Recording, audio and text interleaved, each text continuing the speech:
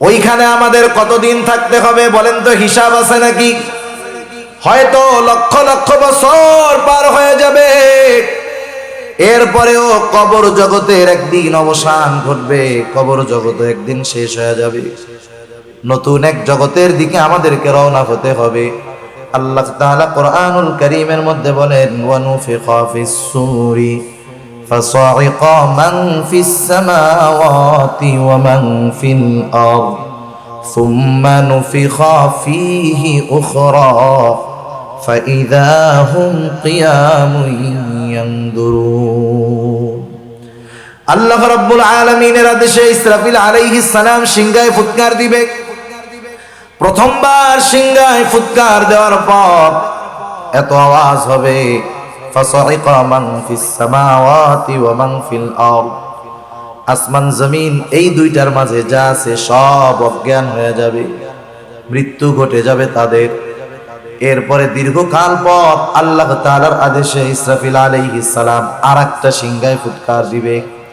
আল্লাহ তাআলা বলেন, সুম্মা নুফিখা ফীহি উখরা ফাইযা হুম কিয়ামুন ইয়ানদুরুন।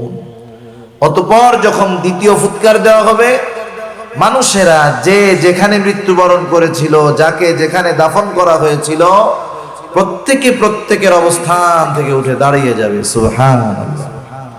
আর এদিকে ওদিকে তাকায় দেখবে কি হইতেছে, এগুলা কি হচ্ছে। এগুলা কিয়ামতের দিন যখন মানুষেরা দেখবে জমিন তার অভ্যন্তরে যা ছিল সব উগরায়া দিচ্ছে। মুফাসসিরিনে কেরাম বলেন এগুলো মানুষের দেহ, কোন কোন মুফাসসির বলেন এগুলা হলো স্বর্ণের খনি টনি সব। আর ওরা দেখবে, হায় রে, তারা বলবে ক্বালাল ইনসানু মা লাহা, কি হইতেছে এগুলা? এগুলোর জন্যই তো দুনিয়াতে সব কিছু করছিলাম, আল্লাহর অবাধ্য হয়েছিলাম, নাফরমানি করেছিলাম, কি হইতেছে এগুলা? মানুষ অবাক হয়ে যায়। আল্লাহ তাআলা কোরআনুল কারীমের মধ্যে আরেক জায়গায় বলেন, মানুষেরা যখন কিয়ামতের দিন উঠবে, শুধু তাই না, আল্লাহ রাব্বুল আলামিন তাদের রবের দিকে তারা ছুটতে থাকবে। নতুন এক জগতে পদার্পণ, ছিলাম আলমে বরজখ, এখন উঠে গেলাম হাসরের ময়দানে। এটাও মনে করেন একটা মঞ্জিল। এই মঞ্জিলের বিশালতা কত বড়! আল্লাহ রাব্বুল আলামিন কোরআনুল কারীমের মধ্যে বলেন, ইয়াউমান কানা মিকদারুহু 50 আলফা সানা, কিয়ামতের এক একটা দিনের মেয়াদ দুনিয়ার 50,000 বছরের সমান। একটা সময় বিচার আচার হবে, মানুষেরা প্রথমে তো দুই ভাগে ভাগ হবে। আল্লাহ তাআলা বলেন, ফারিকুন ফিল জান্নাহ ওয়া ফারিকুন ফিস সাঈর, একটা দল জান্নাতি আর একটা দল জাহান্নামী। জান্নাতের মধ্যে থাকবে দুই অবস্থা, একদল থাকবে বেঈমান, তারা অনন্তকাল জাহান্নামী, আর এক দল থাকবে ঈমানদার তবে গুনাহগার নাফরমান। এই মানুষগুলা পাপের শাস্তি ভোগ করার পর ঈমানের কারণে তারাও জান্নাতে প্রবেশ করবে। এইবার যারা জান্নাতি অনন্তকাল জান্নাতি, এইবার যারা জাহান্নামী অনন্তকাল জাহান্নামী। এই জান্নাতি এদের অবস্থান জান্নাতে শুরু হবে, শেষ হবে না। জাহান্নামে যারা অবস্থান করবে অনন্তকাল অবস্থান করবে, সময় শেষ হবে না। ফামান যুহজিহা আনিন নার ওয়া উদখিলাল জান্নাতা ফাকাদ ফাজ। আল্লাহ রাব্বুল আলামিনের সংজ্ঞায় সফল হলো তারা, জাহান্নাম থেকে বেঁচে জান্নাতে যাবে যারা। আল্লাহ তাআলার সংজ্ঞায় সফল হলো তারা। আর যেই দিন আল্লাহ রাব্বুল আলামিন সফলতা বিফলতার সার্টিফিকেট দিবেন, সনদ দিবেন, সেই দিনটা হলো কিয়ামতের দিন।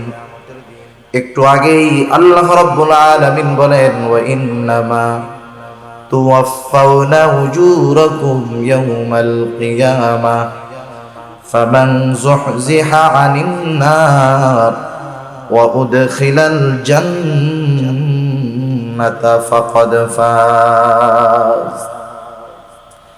আল্লাহ রাব্বুল আলামিন বলেন, ওয়া ইন্নামা তুওয়াফাউনা উজুরাকুম ইয়াওমাল কিয়ামাহ, কিয়ামতের দিন প্রত্যেককে পরিপূর্ণ প্রতিদান দেওয়া হবে। কিসের প্রতিদান? দুনিয়ায় কে কেমন আমল করেছে তার প্রতিদান।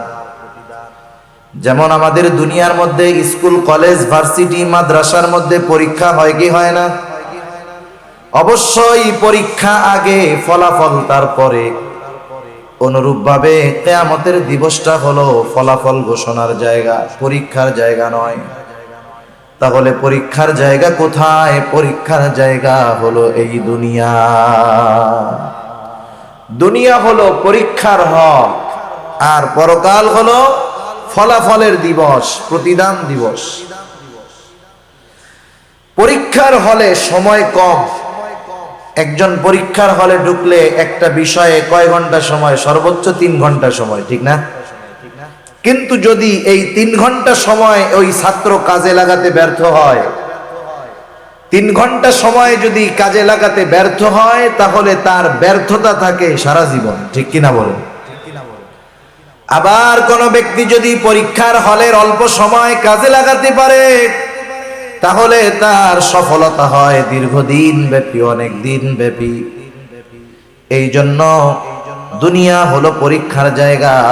দুনিয়ার হায়াতটা নিতান্তই বড় কম।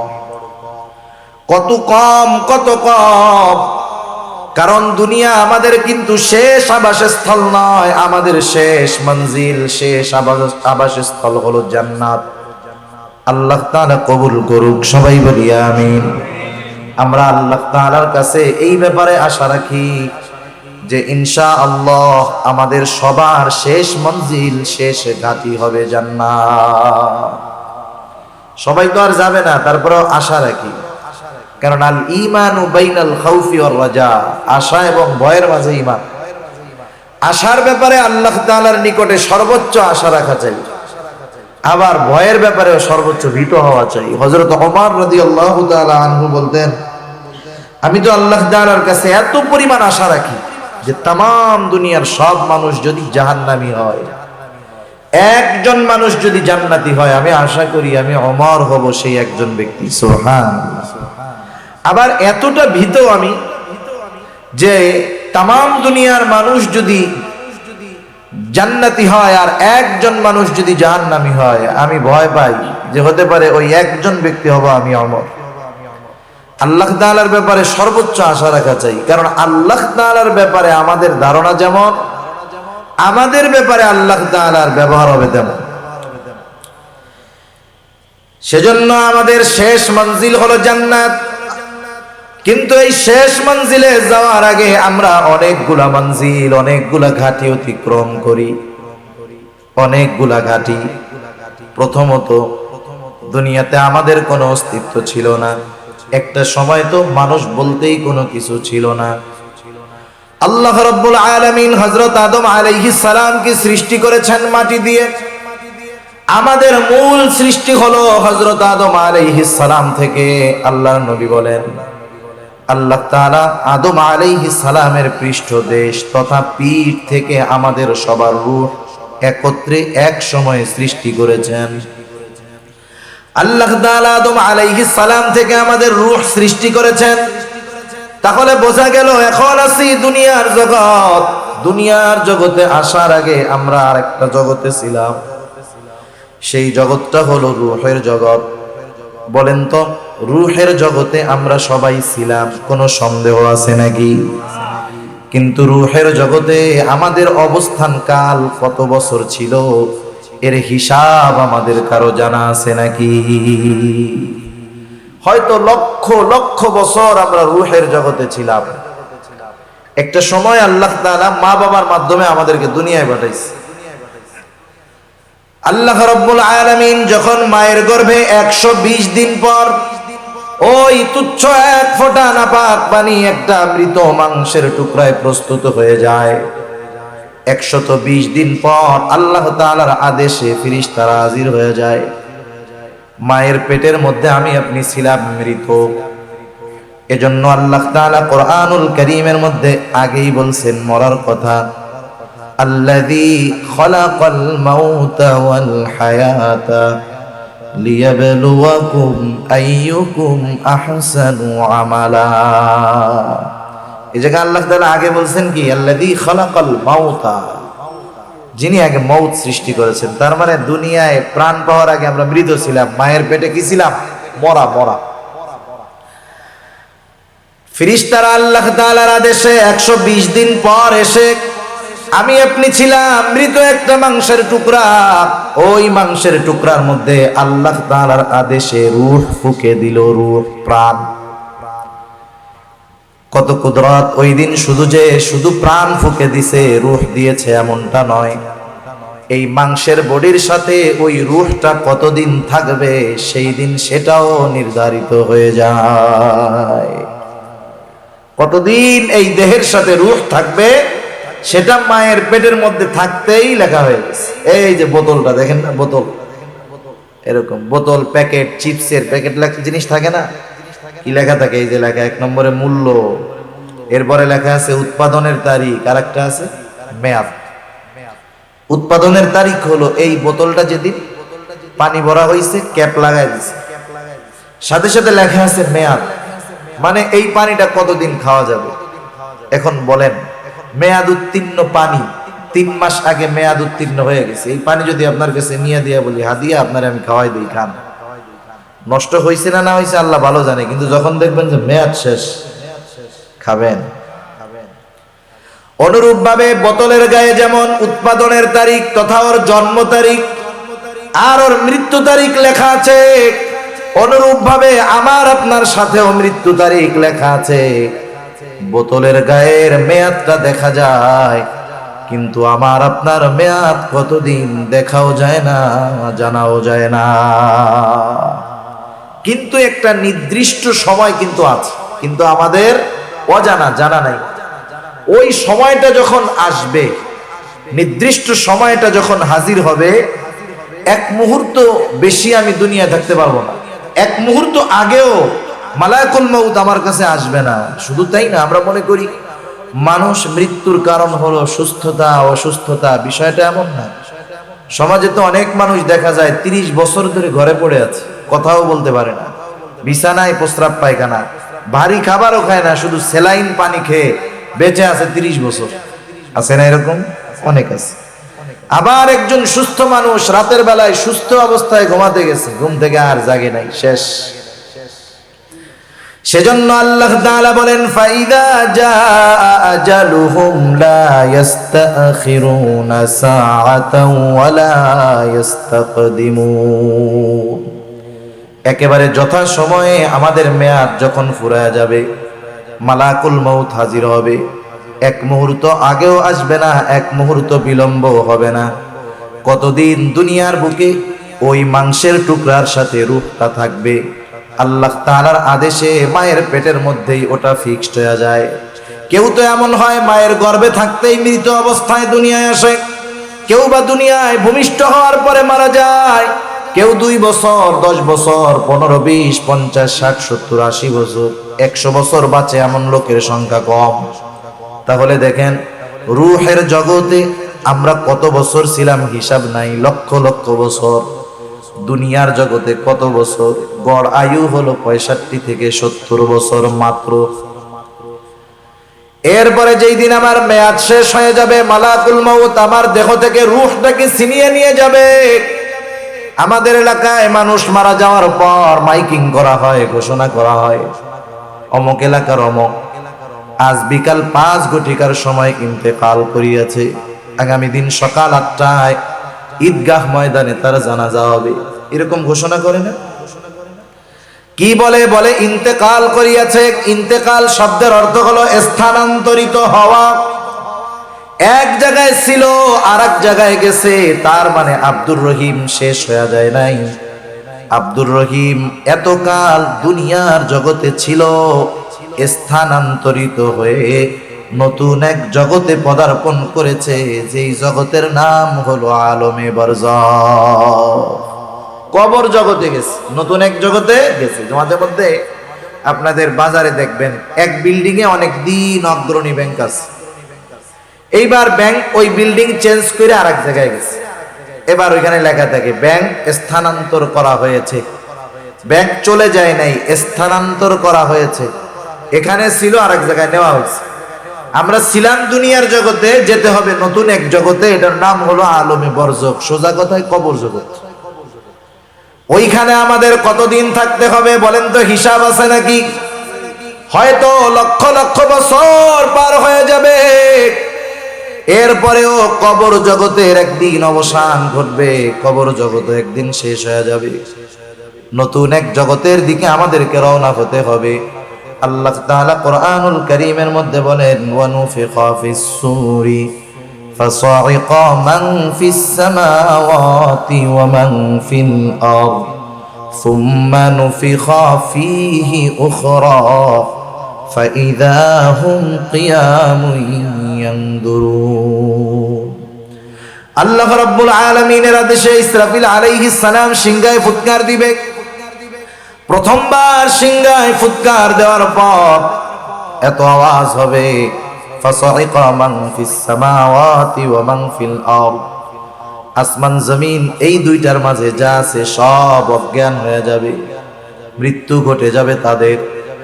এরপরে দীর্ঘকাল পর আল্লাহ তাআলার আদেশে ইসরাফিল আলাইহিস সালাম আরেকটা সিংহায় ফুৎকার দিবে। আল্লাহ তাআলা বলেন, সুম্মা নুফিখা ফীহি উখরা ফাইযা হুম কিয়ামুন ইয়ানদুরুন।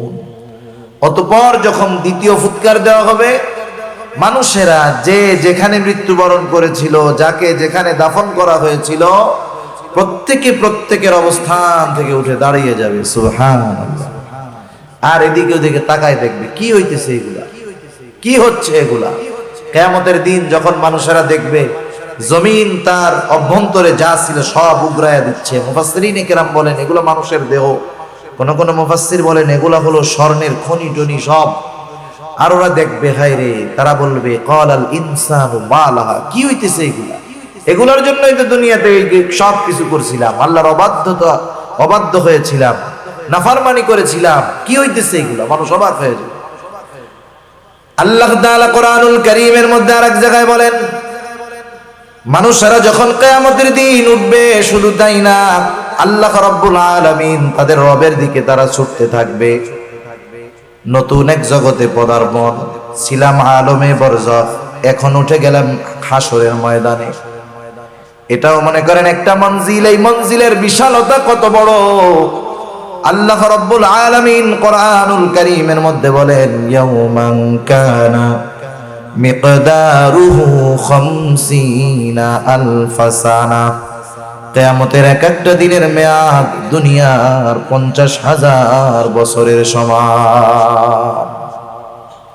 একটা সময় বিচার আচার হবে, মানুষেরা প্রথমে তো দুই ভাগে ভাগ হবে। আল্লাহ তাআলা বলেন, ফারিকুন ফিল জান্নাহ ওয়া ফারিকুন ফিস সাঈর, একটা দল জান্নাতি আর একটা দল জাহান্নামী। জান্নাতের মধ্যে থাকবে দুই অবস্থা, একদল থাকবে বেঈমান, তারা অনন্তকাল জাহান্নামী, আর এক দল থাকবে ঈমানদার তবে গুনাহগার নাফরমান। এই মানুষগুলা পাপের শাস্তি ভোগ করার পর ঈমানের কারণে তারাও জান্নাতে প্রবেশ করবে। এইবার যারা জান্নাতি অনন্তকাল জান্নাতি, এইবার যারা জাহান্নামী অনন্তকাল জাহান্নামী। এই জান্নাতি এদের অবস্থান জান্নাতে শুরু হবে, শেষ হবে না। জাহান্নামে যারা অবস্থান করবে অনন্তকাল অবস্থান করবে, সময় শেষ হবে না। এই যে মঞ্জিলগুলা গেল, কথা বুঝতেছেন আপনারা? সজাগ আছেন তো? এই যে মঞ্জিলগুলা গেল, রূহের জগৎ, দুনিয়ার জগৎ, কবর জগৎ, কিয়ামত দিবস, জান্নাত অথবা জাহান্নাম, এই মঞ্জিলগুলা আমাদের অতিক্রম করা লাগবে। একটা করছি, সামনে আরো করতে হবে। বলেন তো সবচাইতে কম সময় কোন মঞ্জিলে থাকা হয়? একটু জোরে বলেন না, কোথায়? 60-70 বছর। পরীক্ষার হলের সময় কম না বেশি? একটা সাবজেক্ট পড়ে 2 বছর, পরীক্ষা দেয় 3 ঘন্টা। সেজন্য দুনিয়ার হায়াত কম, কিন্তু এই হায়াতের দামটা বেশি। সেজন্য যদি দুনিয়ার এই হায়াত আমরা কাজে লাগাতে পারি, অনন্তকালের সফলতা অর্জন করা যাবে। এজন্য অনন্তকালের সফল যদি হতে হয়, দুনিয়ার সময়টাকে কাজে লাগাতে হবে। ঠিক কিনা বলেন? এখন তাহলে অনন্তকালের সফলতা আমরা কিভাবে অর্জন করতে পারি? সূরা আলে ইমরানের সর্বশেষ আয়াতে আল্লাহ রাব্বুল আলামিন আমাদেরকে বলেন, ইয়া আইয়ুহাল্লাযীনা আমানু, আল্লাহ তাআলা বলেন, হে ঈমানদারেরা, ইসবিরু, তোমরা সবর করো। শুধু সবর করলে হবে না, ওয়াসাবিরু, সবরের উপরে তোমরা অটল থাকো। ওয়ারাবিতু, সর্বদা জিহাদের জন্য প্রস্তুত থাকো। 4 নাম্বার, ওয়াত্তাকুল্লাহ, আল্লাহ তাআলাকে ভয় করো। কেন এই 4 গুণ আমরা অর্জন করব? আল্লাহ তাআলা বলেন, লাআল্লাকুম তুফলিহুন, যাতে তোমরা শুধু মুমিন নয়, সফল মুমিন হতে পারো। তাহলে সফল কারা? জান্নাতে যাবে যারা। সফল কারা? জান্নাতে যাবে যারা। আমরা সবাই সফল হইতে চাই না? সবাই চাই তো? আল্লাহ কবুল করুন। তাহলে 1 নাম্বার গুণ হলো, যদি সফল হতে চাই, আল্লাহ তাআলা বলেন, হে ঈমানদারেরা, ইসবিরু, তোমরা সবর করো। সবর, সবর বলতে আমরা কি বুঝি? সবর কোথায় করব, কিভাবে করব, আমাদের অনেকের জানা নাই। অনেক সময় আমরা মনে করি বিপদ আপদ মুসিবত কষ্ট ক্লেশ এখানেই মনে হয় শুধু সবর। সবর মনে হয় আর কোনো জায়গায় নাই। কিন্তু তাফসিরে মারিফুল কোরআন সহ দুনিয়ার যত প্রসিদ্ধ তাফসির রয়েছে 3 জায়গায়। 1 নাম্বার সবর হবে সবরুন আলাত তাআত, আনুগত্যের মধ্যে সবর। আনুগত্যের মধ্যে হবে সবর, তথা সবরুন আলাল ইবাদাহ, ইবাদতের মধ্যে সবর। কারণ আনুগত্যটাই হলো ইবাদত। আল্লাহ এবং রাসূলের পরিপূর্ণ আনুগত্য যারা করে তারাই মূলত ইবাদত করে। সেই জন্য আল্লাহ তাআলার যত আদেশ আছে, নিষেধ আছে, সবগুলা বিনা যুক্তিতে বিনা চিন্তায় মেনে নেওয়ার নাম হলো আনুগত্যতা। আল্লাহ তাআলা যেটা করতে বলছেন সেটা করা, যেটা নিষেধ করেছেন সেটা থেকে বিরত থাকা, সোজা কথা, শেষ। এরপরে 2 নাম্বার সবর হবে সবরুন আনিল মাআসি, পাপের ক্ষেত্রে সবর। আমরা তো অনেক সময় মনে করি যে সবর মনে হয় বিপদ আপদ মুসিবতে সবর, তাইলে আবার গুনাহ থেকে সবর কেমনে হয়? রাসূল আকরাম সাল্লাল্লাহু আলাইহি ওয়াসাল্লামের একটা নসিহতওয়ালা হাদিস আছে। হযরত আবু হুরায়রা রাদিয়াল্লাহু তাআলা আনহু হতে হাদিসটা বর্ণিত। রাসূলুল্লাহ সাল্লাল্লাহু আলাইহি ওয়াসাল্লাম হযরত আবু হুরায়রা রাদিয়াল্লাহু তাআলা আনহুকে 5টা নসিহত করেছেন। ওই হাদিসের মধ্যে প্রথম আছে, ও আবু হুরায়রা, তুমি মানুষের মধ্যে সবচাইতে বড় আবেদ হতে পারবা কেমনে? আমরা তো মনে করি নামাজ যে বেশি পড়ে সে বড় আবেদ, তাহাজ্জুদ যে বেশি পড়ে সে বড় আবেদ, নফল কোনটা বাদ যায় না সে বড় আবেদ। কিন্তু নবীজি বেশি নামাজ পড়নেওয়ালা, তাহাজ্জুদ গুজারি, আওয়াবিন ইশরাক সব পড়ে, তাকে আবেদ বলেন নাই। নবীজি বললেন, ও আবু হুরায়রা, ইত্তাকিল মাহারিমা তাকুন আবাদান নাস। নবীজি বললেন, আবু হুরায়রা, তুমি নিষিদ্ধ বিষয়সমূহ থেকে বেঁচে থাকো, তাহলে কি হবে? তুমি মানুষের মধ্যে সবচাইতে বড় আবেদ হয়ে যাবা। সুবহানাল্লাহ। তাহলে দেখেন, ইবাদতের মাধ্যমে আবেদ হয় না, গুনাহ ত্যাগ করার মাধ্যমে আবেদ হয়, ঠিক কিনা বলেন? এজন্য দেখবেন যখন আমরা কোনো আল্লাহওয়ালার কাছে যাই, ওনারা ইবাদত করার চাইতে গুনাহ ছাড়ার ব্যাপারে আগে গুরুত্ব দেন বেশি।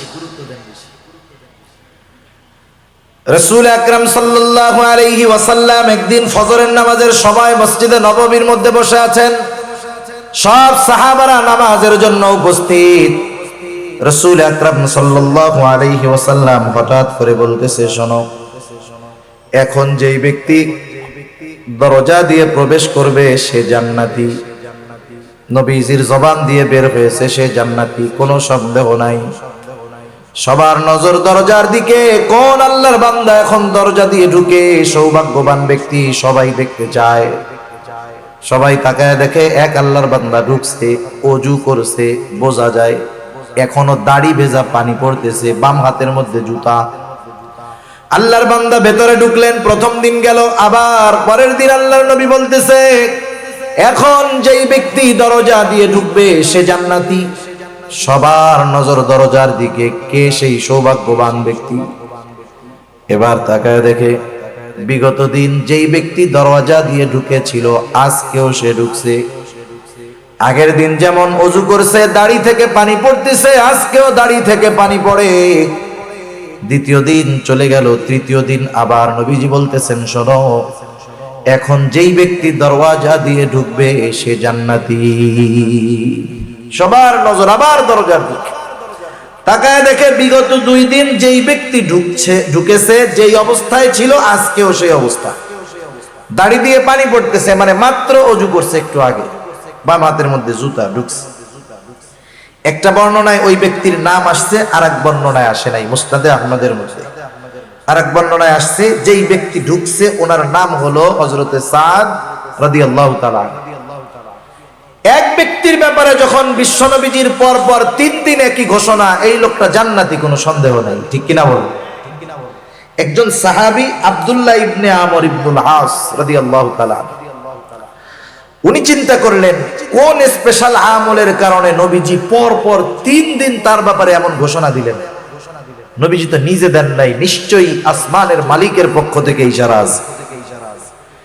এবার উনি যায় বলতেছে, ভাই আমি তোমার বাড়িতে একটু 3 দিন মুসাফির হিসাবে থাকতে চাই, মেহমান হিসাবে থাকতে চাই, আমাকে তুমি 3 দিন তোমার বাড়িতে রাখবা নাকি? সারাদিন থাকবো না, খাবার দাবারও খাওয়া লাগবে না, শুধুমাত্র রাত্রি যাপন করব, তোমার বাড়িতে রাখবা নাকি? কোনো অসুবিধা নাই, থাকেন।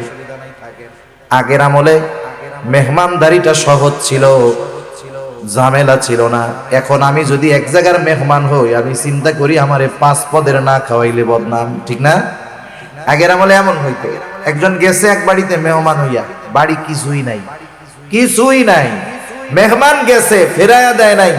মেহমান যাওয়ার পরে বলতেছে, কি বলবো, আলহামদুলিল্লাহ আপনি আসছেন, মেহমান তো বরকত নিয়ে আসে, আমাদের ঘরে কিছু নাই, আমরা রোজা আছি, আপনিও থাকেন, ইনশাআল্লাহ কিছু একটা হবে। আর এখন মেহমান আসলে আমার ঘরে কিছু নাই, আমি যদি বলি আমারও ইজ্জত শেষ, মেহমানের ইজ্জত শেষ, ঠিক কিনা বলেন? সেজন্য আগে মেহমান আসলে মানুষ খুশি হইতো যে বরকত আসতেছে, এখন মেহমান আসলে টেনশনে পড়ে যায় যে মাসের শেষ, কি খাওয়ামু, কি করবো, কি বদনাম করবে আত্মীয় স্বজনের কাছে যায়, ঠিক আছে? সব লোক দেখানো লৌকিকতা হয়ে গেছে আমাদের, ঠিক কিনা বলেন? সেজন্য মেহমান আসলে বরকত আগের মতো আসে না, আমাদের নিয়তের গরমিলের কারণে। এখন উনি রাতের বেলা থাকবে, খাবে টাবে না, কিন্তু উনি তো থাকবে ঘুমানোর জন্য না, দেখার জন্য রাতের বেলা কি আমল করে। এশার নামাজ পড়ে একসাথে বাড়িতে যাওয়ার পর ওনারে দিছে আরেক ঘরে থাকার জন্য, উনি ঘুমায় না, খেয়াল করতেছে হযরতে সাদ কি করে। তিনি দেখলেন এশার নামাজের পর খাওয়া দাওয়া খেয়ে আল্লাহর বান্দা ঘুমাইছে, উনি সারা রাত জাগ না, কখন আল্লাহর বান্দা উঠে কি আমল করে দেখবো দেখবো দেখবো করতে করতে ফজরের আজান দিয়ে দিল। উনি ঘুম থেকে উঠলেন, জরুরত সেরে ওযু করে মসজিদের দিকে রওনা হয়ে গেলেন নামাজ পড়ার জন্য। প্রথম দিন এই অবস্থা, এবার দ্বিতীয় দিন খেয়াল করতেছে কি করে, চিন্তা করতেছে ধারাবাহিক আমল, হয়তো একদিন কোনো কারণে বাদ যাইতে পারে, দ্বিতীয় দিন আশা করি বাদ যাবে না। আবার দ্বিতীয় দিন সারা রাত জাগ্রত, দেখি কি আমল করে, কি আমল করে। তাকায় দেখে কোনো আমল নাই, এশার নামাজ পড়ে লম্বা ঘুম, ফজরের আজানের সময় ঘুম থেকে উঠলো, একটু চিন্তিত হয়ে গেছে, হায় রে কোনো আমল টামল তো দেখি না, কি ব্যাপার, দেখি আর একটা দিন থাকি। কারণ কোন ব্যক্তি যদি ধারাবাহিকভাবে কোনো আমল করে, সাধারণত যত ব্যস্ততা থাকুক না কেন পরপর 3 দিন বাদ যাবে না। তৃতীয় দিন রাত্রে আবার সারা রাত জাগ্রত, দেখতে চায় কি করে। দেখলো এশার নামাজ পড়ে ঘুমায়, ফজরের আজান দিলে ঘুম থেকে উঠলো। এবার আর মনের মধ্যে কৌতূহল চাপায় রাখতে পারে নাই, প্রশ্ন করতেছে এবার ওকে যে, ভাই শোনো, পরপর 3 দিন তোমার বাড়িতে অবস্থানের একটা কারণ আছে। এর আগে পরপর 3 দিন ফজরের নামাজের সময় আমরা মসজিদের ভিতর নবীজি ঘোষণা করলেন, এখন যেই ব্যক্তি দরজা দিয়ে ঢুকবে সে জান্নাতি। আমরা পরপর 3 দিন দরজার দিকে তাকায় দেখলাম, পরপর 3 দিন যেই ব্যক্তি ঢুকেছে তুমি হলা সেই ব্যক্তি। পর পর তোমার নামে নবীজি 3 দিন এই ঘোষণা দিছে, তুমি তো জান্নাতি, কোনো সন্দেহ নাই।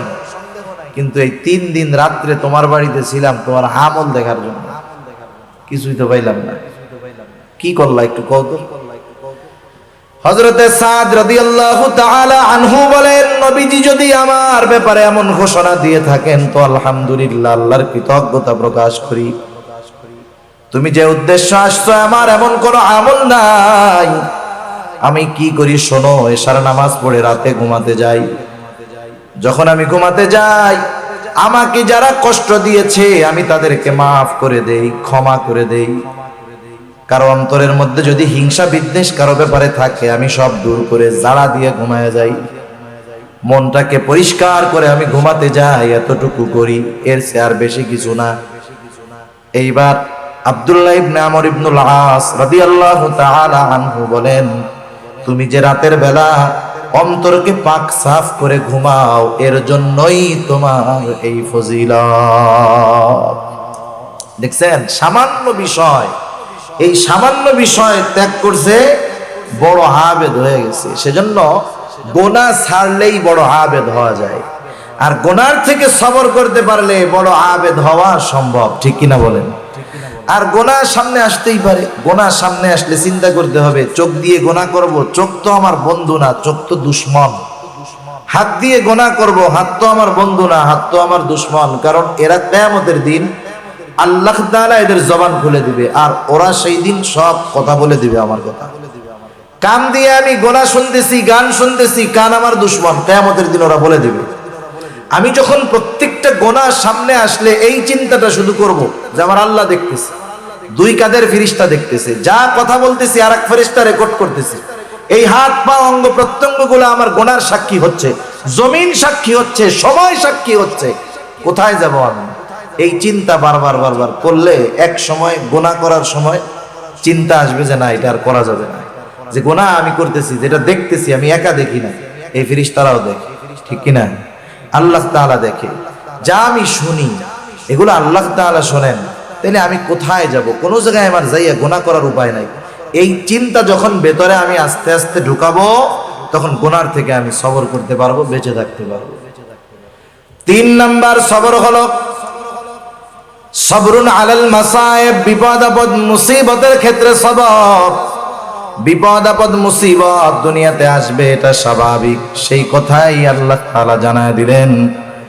আল্লাহ তাআলা বলেন, ওয়ালা নাবলুওয়ান্নাকুম বিশাইইম মিনাল খাউফি ওয়াল জু' ওয়া নাকসিম মিনাল আমওয়াল ওয়াল আনফুসি ওয়াস সামারাত। আল্লাহ রাব্বুল আলামিন 2টা তাকিদ যোগ করে বলেন, ওয়ালা নাবলুওয়ান্নাকুম, আমি অবশ্যই তোমাদের পরীক্ষা নিব। আল্লাহ তাআলা কত মেহেরবান, কত দয়ালু, শুধু পরীক্ষা নিবেন এই ঘোষণা দিলেন না, পরীক্ষাগুলা কোন কোন পদ্ধতিতে হবে এই সাজেশন গুলাও আল্লাহ তাআলা জানায় দিলেন। সুবহানাল্লাহ বলেন।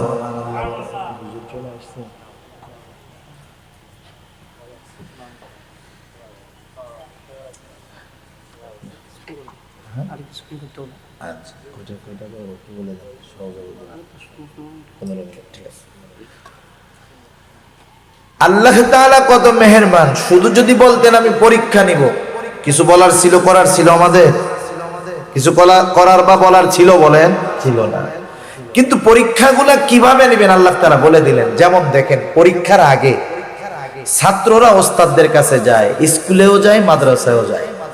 যার পরে কি বলে যে হযরত কিতাব তো অনেক বড়, একটু দাগায় দেন না, কোন কোন গুলো আসতে পারে। হযরত তো দাগায় দেয়, তাহলে কি হয়, বিশাল কিতাব পরীক্ষার জন্য সব যদি পড়তে হয় কঠিন হয়ে যাবে। একটু সংক্ষিপ্ত যদি হয়ে যায়, সাজেশন যদি পাওয়া যায়, তাইলে প্রস্তুতি নেওয়াটা সহজ হয়। ঠিক কিনা বলেন? আল্লাহ তাআলা কত মেহেরবান, সংক্ষিপ্ত সাজেশন দিয়ে দিয়েছেন। আর যখন কি পরীক্ষা হবে, কোন বিষয়ের পরীক্ষা হবে জানা যায়, ওটার প্রস্তুতিও নেওয়া যায়। ঠিক কিনা? একটা মেধাবী ছাত্র, খুব ভালো ছাত্র, হঠাৎ করে ফজরের নামাজের সময় উঠছে, ওরে বলা হলো চলো এখনই তোমার এই কিতাবের পরীক্ষা দিতে হবে। ও যত ভালো ছাত্র হোক, মানসিক একটা প্রস্তুতির ব্যাপার আছে, এখানে ওর পরীক্ষা খারাপ হয়ে যাবে। কিন্তু যদি বলা হয় ওই ছাত্রকে যে তোমার কিন্তু পরীক্ষা 2 মাস পরে এই বিষয়ের নেওয়া হবে, ও যখন প্রস্তুতি নেওয়ার সুযোগ পাবে ওর পরীক্ষা ভালো হবে, ঠিক কিনা? আল্লাহ তাআলা আগের থেকেই আমরা জানি প্রস্তুতি নিতে পারি, পরীক্ষায় যেন ফেল না হয় এজন্য আল্লাহ তাআলা আগের থেকেই জানায় দিয়েছেন পরীক্ষা কিসের কিসের মধ্যে হবে। সুবহানাল্লাহ। আল্লাহ তাআলা বলেন ওয়ালা নাবলুওয়ান্নাকুম বিশাইইম মিনাল খাউফি ওয়াল জু'। আল্লাহ তাআলা বলেন আমি অবশ্যই অবশ্যই তোমাদের পরীক্ষা নিব কিছু ভয়ের মাধ্যমে, ওয়াল জু' ক্ষুধা তথা অভাব দারিদ্রতার মাধ্যমে আমি আল্লাহ পরীক্ষা নিব। ওয়া নাকসিম মিনাল আমওয়াল, মালের লস মালের ক্ষতির মাধ্যমে আমি আল্লাহ পরীক্ষা নিব। ওয়াল আনফুস, জানের ক্ষতির মাধ্যমে পরীক্ষা নিব। হতে পারে সেই জানের ক্ষতি আমার নিজের হতে পারে, অসুস্থতা নিজের হতে পারে, অথবা প্রিয়জনের হতে পারে। মনে করেন আল্লাহ তাআলার কাছে চাইতে চাইতে 10 বছর পরে আল্লাহ তাআলা একটা সন্তান দিলেন, যে আল্লাহ সন্তান দিলেন সে আল্লাহ চাইলে নিয়েও যাইতে পারেন। এইবার সন্তানটার বয়স যখন হলো 2-3 বছর, আব্বু আব্বু ডাকে, আম্মু আম্মু ডাকে, আবার ছেলেটারে আল্লাহ নিয়ে গেল। জানের ক্ষতি নিজের মাধ্যমে, নিজের জানের ক্ষতি অথবা প্রিয়জনের জানের ক্ষতির মাধ্যমে আল্লাহ তাআলা পরীক্ষা নেন। ওয়াসসামারাত, ফল ফসলের ক্ষতির মাধ্যমে আল্লাহ তাআলা পরীক্ষা নেন। কি পরীক্ষা নেন? আল্লাহ তাআলা দেখতে চান বান্দা কি বিপদ আপদ মুসিবতে পড়ার পর আমি আল্লাহর দিকে ফিরে আসে নাকি অন্য দিকে চলে যায়। ইমানের 6টি ভিত্তির অন্যতম ভিত্তি হলো আল কাদরি খাইরিহি ওয়া শাররিহি মিনাল্লাহি তাআলা। তাকদীরের ভালো মন্দ তথা গোটা জিন্দেগীর সব কল্যাণ অকল্যাণ কার তরফ থেকে হয়? আল্লাহর তরফ থেকে। আল্লাহ তাআলাই কল্যাণ দেন, আল্লাহ তাআলাই অকল্যাণ দেন। আল্লাহ তাআলা কল্যাণ দিয়েও পরীক্ষা নেন, অকল্যাণ দিয়েও আল্লাহ পরীক্ষা নেন। কেউ যদি মনে করে আমারে টাকা পয়সা দিছে মনে হয় ভালোবাসে এই জন্য, বিষয়টা এমন না। তাইলে কারুন হইতো আল্লাহর সবচাইতে ভালোবাসার পাত্র, ঠিক কিনা বলেন? সেজন্য আল্লাহ দিয়েও পরীক্ষা নেন, না দিয়েও পরীক্ষা নেন। দিয়ে কি পরীক্ষা নেন? দিয়ে দেখেন যে শকর করে কিনা, ফখর করে কিনা, গর্ব করে কিনা, আমি আল্লাহকে ভুলে যাই কিনা।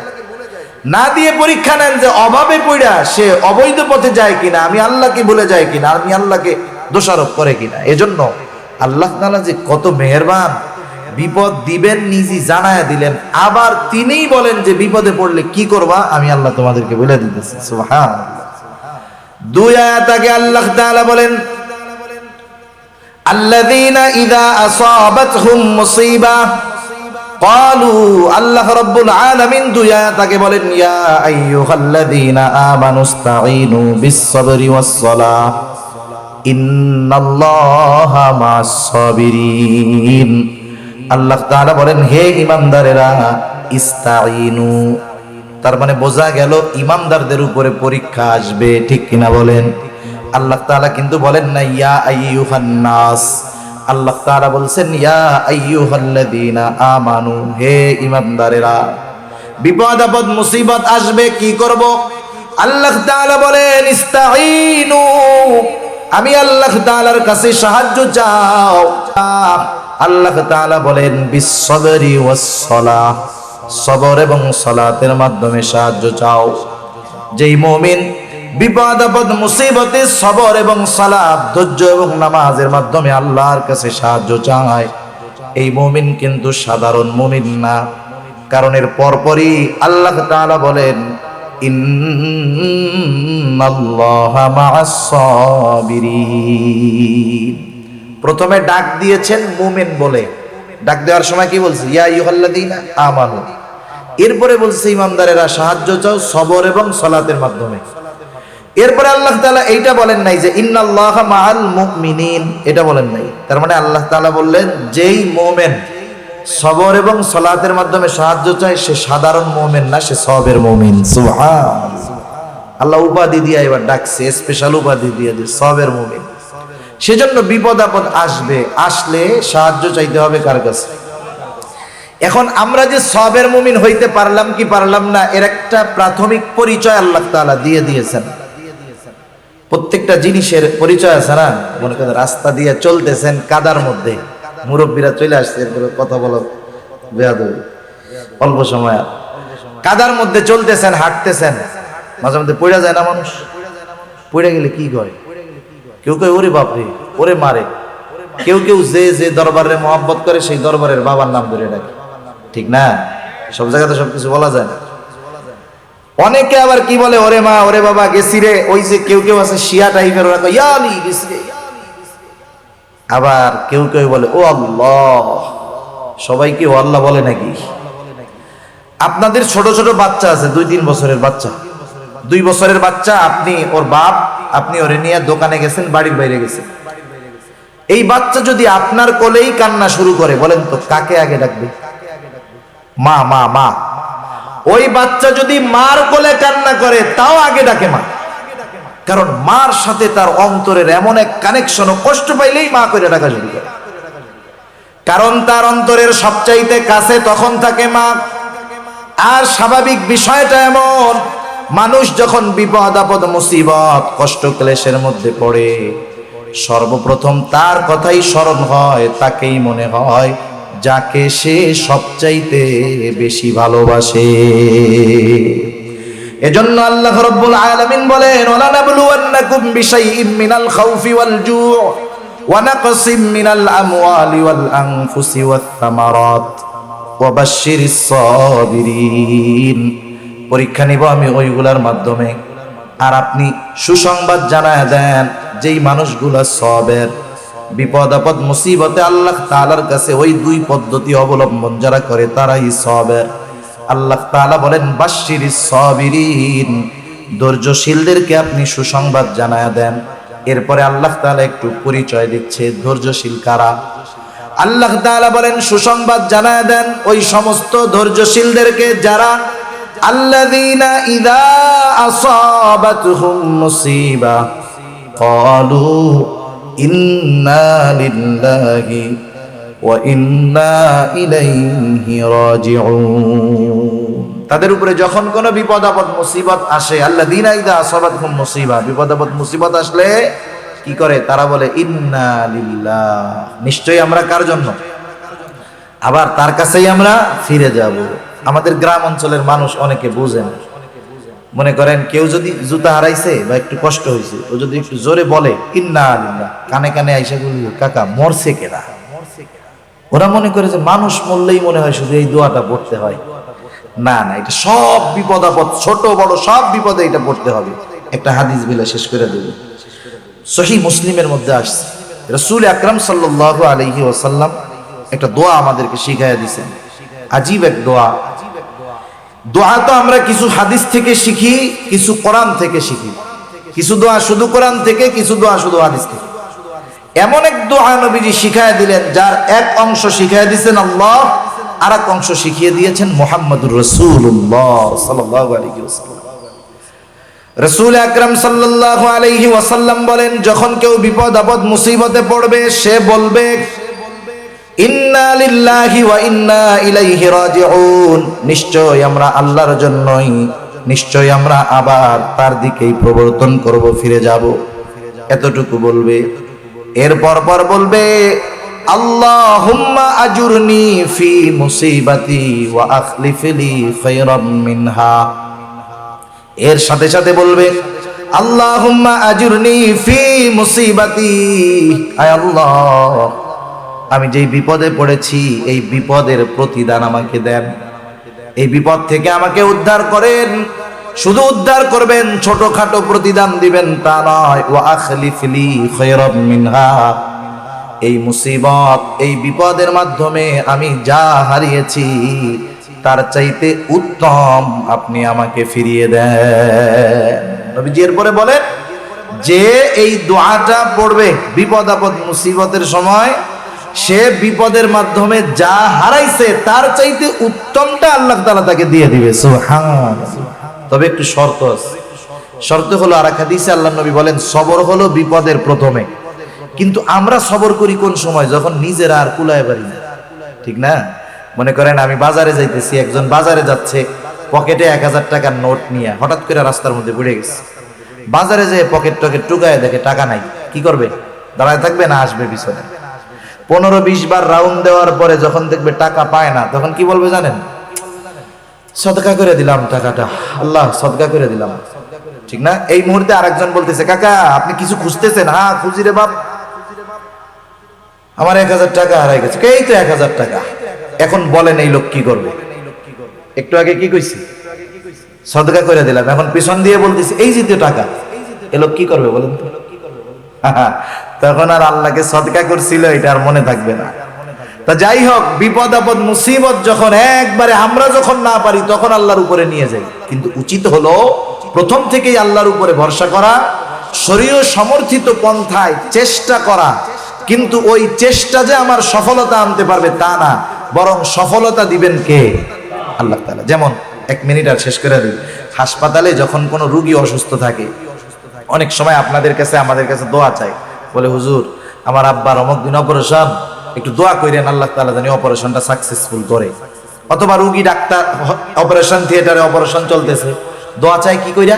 বলে যে একটু দোয়া করেন আল্লাহ জানি অপারেশনটা সাকসেস করে। বলেন তো, অপারেশন থিয়েটারে তো অপারেশন করতেছে ডাক্তার, আল্লাহ করতেছে অপারেশন? অপারেশন করে ডাক্তার, তার মানে ডাক্তার অপারেশন করে কিন্তু সাকসেস করতে পারে না। সাকসেস করে কে? আল্লাহ তাআলা। জীবনের বিপদ আপদ মুসিবতে এই একটা নিয়ম, আমি বৈধ পন্থায় চেষ্টা করব, আমার চেষ্টা আমাকে সফলতার শিখরে পৌঁছাতে পারবে না যদি আল্লাহ না পৌঁছায়। এই যে করোনা হইতেছে, মাস্ক, স্যানিটাইজার, টিকা, এগুলার উপরে আমার ভরসা না, এগুলো আমি নিব ঠিক আছে, কিন্তু আল্লাহ তাআলা যদি হেফাজত করে তাইলে বাঁচতে পারবো, নইলে বাঁচা সম্ভব না। আল্লাহ সুবহানাহু ওয়া তাআলা আমাদের সবাইকে এই 3টা জায়গায় সবর করার তৌফিক দান করুক, ইবাদতের মধ্যে, গুনার থেকে, বিপদ আপদ মুসিবতে, এবং আল্লাহ তাআলা আমাদের সবাইকে সাবিরিন বান্দাদের তালিকায় অন্তর্ভুক্ত হওয়ার তৌফিক দান করুক। সবাই বলি আমিন। ওয়া আখিরু দাওয়ানা আলহামদুলিল্লাহি রাব্বিল আলামিন। আসসালামু আলাইকুম ওয়া রাহমাতুল্লাহি ওয়া বারাকাতুহু।